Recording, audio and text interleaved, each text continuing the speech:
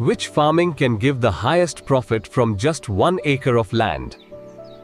Let's compare real options. Many farmers work very hard but still earn low profit. The reason is not farming. The reason is choosing the wrong crop.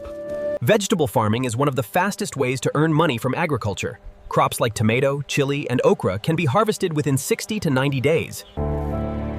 Wheat farming is stable, but profit is lower compared to vegetables. Watermelon farming can generate very high profit during summer if the market demand is strong. Organic farming can sell at higher prices, especially in urban markets. For beginners, vegetable farming is usually the best balance of profit, time, and risk. The secret of profitable farming is not just hard work. It is choosing the right crop at the right time.